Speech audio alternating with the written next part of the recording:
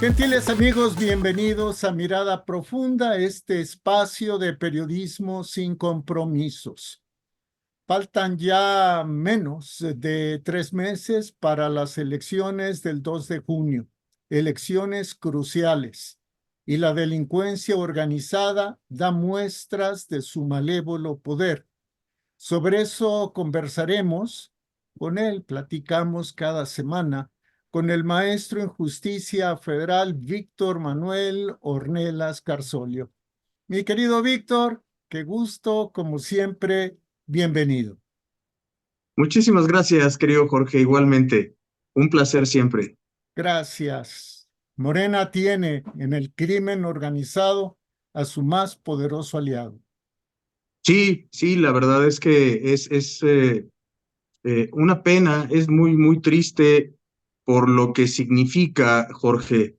No solamente tiene que ver con una deslealtad ética y jurídica, una violación flagrante al juramento de legalidad que hicieron todos los servidores públicos en el sentido de respetar la ley, sino que las consecuencias van mucho más allá, creo, Jorge, de simplemente, digamos, apoyar a una facción, a un grupo, a un partido. Lo que sucede cuando se le abre las puertas al crimen organizado es que se apodera justamente del Estado, se apodera del gobierno, se apodera de la población y se apodera del territorio. Y esto, querido Jorge, finalmente a quienes termina dañando profundamente es a nosotros los ciudadanos.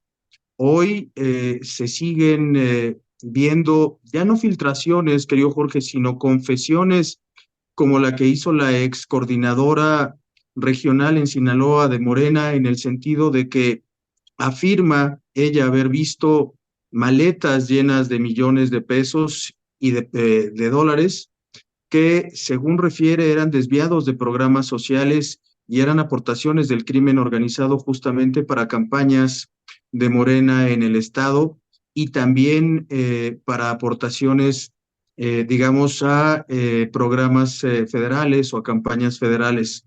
Y esto lo vemos reproducirse, querido Jorge, a lo largo y a lo ancho del país sin que, y esto es lo más grave, sin que haya una respuesta institucional del jefe de Estado.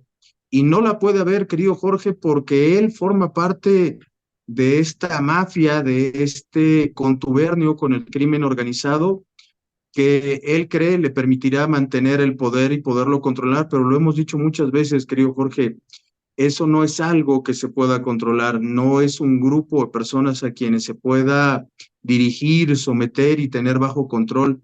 Y en eso el presidente se ha equivocado y lo hemos visto a lo largo de su sexenio. Morena dice que el hashtag narcopresidente es un montaje del poder conservador. Pues mira, querido Jorge, yo lo que te puedo decir es que ese poder al que él se refiere como conservador es el que encabeza él. Él es el jefe del Estado mexicano, es el hombre más poderoso y más importante y lo ha sido así desde que asumió el cargo de presidente de la República.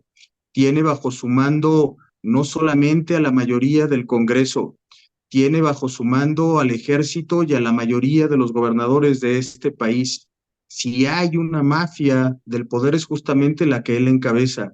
Y si este hashtag de narcopresidente ha trascendido a lo largo del tiempo es justamente porque cada vez más tenemos indicios y elementos cada vez más convincentes, cada vez más sólidos de que precisamente el presidente de la República encabeza un narcogobierno y esto lo tiene sumamente fuera de sí.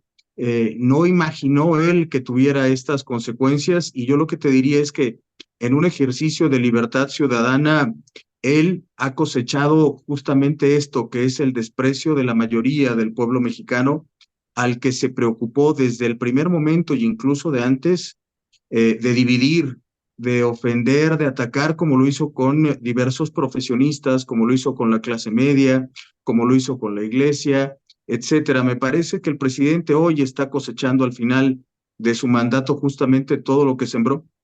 Sin embargo, el presidente tiene niveles de aprobación de entre el 5.5, el 6, el 6.3, querido Víctor.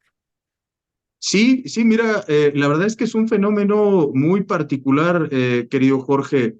Él sigue teniendo esta popularidad en razón justamente del conocimiento que tienen las personas de su persona, pero cuando analizamos la aprobación de la gestión de gobierno en rubros determinados, sí se ve una modificación sustancial en cuanto a la desaprobación de ciertos rubros. Sin embargo, efectivamente sigue siendo un presidente popular y la verdad es que se ha preocupado justamente por eso. Los programas sociales y este derrame de recursos tienen como propósito esto justamente, aunque en mi opinión no necesariamente es algo que pueda trasladar en automático a su candidata.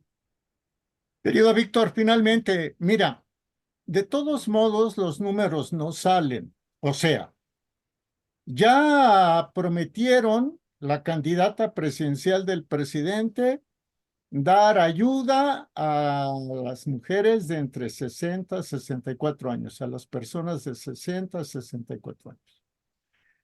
Clara Brugada a personas que lindan también en los 60. Se da ayuda a estudiantes, en fin. Pero lo que se recibe no compensa la falta de medicamentos en el sector salud, no compensa las pérdidas por la inseguridad en carreteras, no compensa, vamos, lo que se paga por extorsiones, por derecho de piso. O sea, es más lo que se pierde dándole las ventajas al crimen organizado que lo que se recibe cada 2 meses. Sí, claro, por supuesto, pero ellos han hecho este ejercicio perverso, querido Jorge, de apostar, digamos, a qué es lo que más se les beneficia. Efectivamente, hay un sector que pierde, digamos, no solamente en lo económico, sino también en lo social, en la tranquilidad, en muchos aspectos, pero esa parte de la sociedad no les preocupa. Ellos están apostando justamente a que sea la otra parte, aquella a quien se apoya, aquella a quien se pretende comprar, dicho, digamos, de manera clara y precisa, los que evidentemente en algún momento les puedan dar el triunfo, acompañados desde luego de la delincuencia organizada que operará en su favor, pues prácticamente en 3/4 partes del territorio nacional. Esperemos que esta apuesta les salga mal, querido Jorge, y terminen por equivocarse, porque el ejercicio es sumamente perverso. También hemos visto en el tema de medicamentos que se han dejado de vacunar a millones de mexicanos a quienes con que uno, digamos, adquiera alguna de estas enfermedades porque no fue vacunado y se le arruine la vida de prácticamente para siempre, bueno, pues será suficiente para poder censurar estas prácticas perversas, querido Jorge. Así es. Querido Víctor, gracias como siempre por estar con nosotros. Tú eres el que comenzó con estos espacios de mirada profunda, entonces gratitud, cariño y admiración. Igualmente, querido Jorge, siempre un placer y muy agradecido contigo, desde luego, y con todos nuestros amigos. Un abrazo afectuoso. Abrazo afectuoso también para la doctora Laura Flores Reyes, doctora en Administración Pública. Ella visualizó e hizo posible esta serie de entrevistas con el maestro Ornelas Carzolio y sobre todo gracias a usted porque nos ve, nos oye y participa. Si puede, regálenos le llaman en inglés, un me gusta, un like. Si puede, suscríbase al canal. Y si le parece que el video es digno de que lo vean otras personas, por favor, compártalo. Nosotros lo esperamos aquí muy pronto.